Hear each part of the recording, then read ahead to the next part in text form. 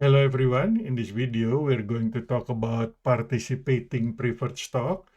That means preferred stock can receive more dividends beyond what is promised from the preferred stock. So in this example, Edgecombe Corporation has issued 10% participating cumulative preferred stock with a total par value of $20,000 and common stock with a total par value of $30,000. Okay, Edgecombe distributes cash dividends of $9,000, and at that time there are no dividends in arrears for the cumulative preferred stock. Preferred stock is 40%, $20,000 out of $50,000 total. And common stock is about 60%, $30,000 out of $50,000 of the total par value. So we're going to look at two situations, fully participating preferred stock and up to 12% participating preferred stock. So if we look at the total dividends, the company is going to pay $9,000. The preferred stock par value is $20,000. Common stock is $30,000. So the total is $50,000. And the percentage is 40% and divided by 50,000 is 40% and 60%. Now, the preferred stock is a 10% participating cumulative preferred stock. So 10%. Okay. Let's take a look at the fully participating first. Okay. So the preferred stock is going to receive 10% times 20,000, which is $2,000. After that, it goes to common stock. Common stock will also receive 10% times 30,000 or $3,000. Okay, for that first step, the total dividends is $5,000. But the company is going to pay $9,000, so the leftover is $4,000. And if it's fully participating, then the preferred stock will participate in receiving that $4,000 as well.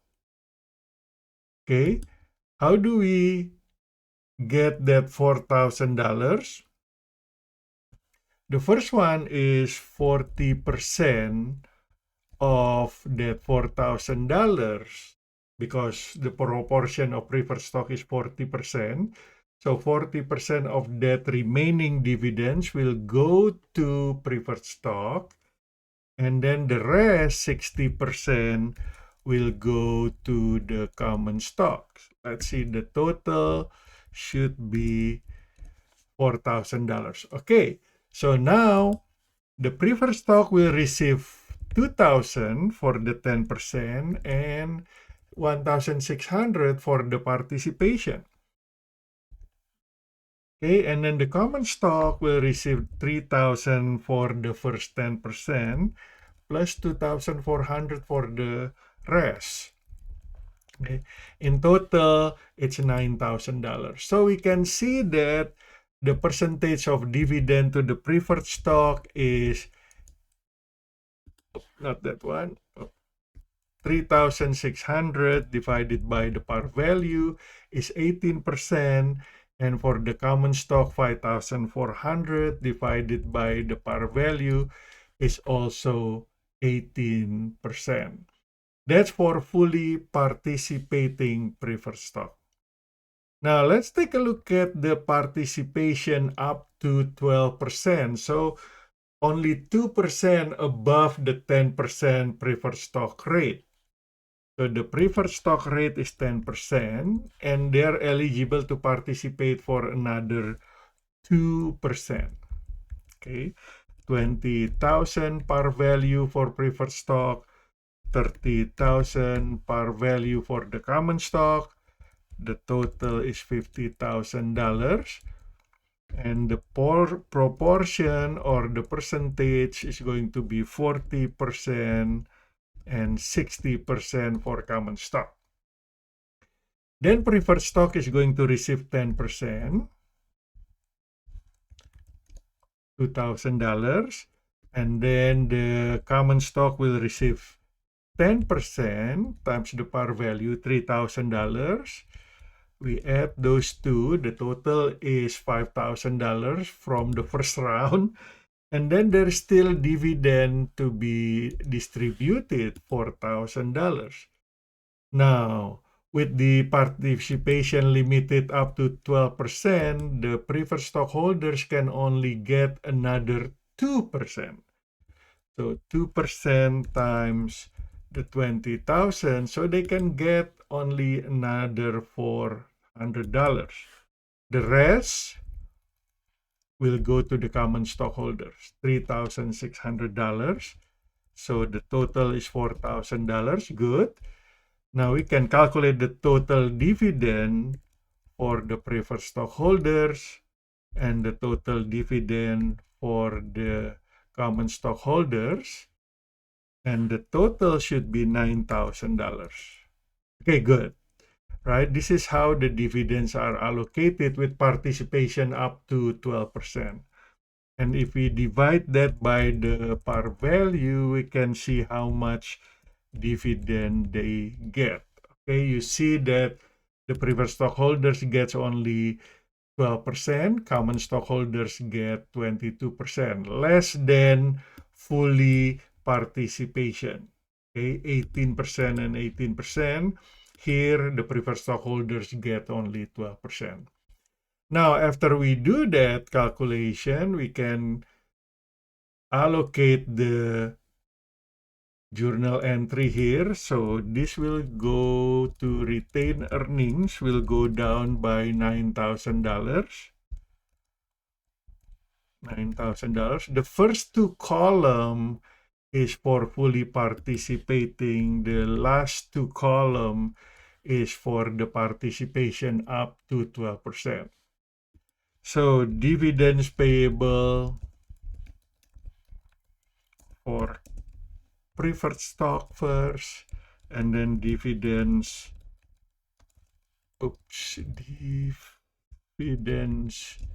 payable for common stock. Okay. Now, if it's fully participating, it's going to be 3,600 and 5,400, 3,600 and 5,400. That's fully participating. But if we use the participation up to 12%, 24 and 66, 2,400 and 6,600. Okay, so you see that the different amount of dividends are shown here because of different level of preferred stock participation. Now, November 23rd, the date of record. This is only memorandum entry. And on the payment date, we are going to cancel the dividends payable,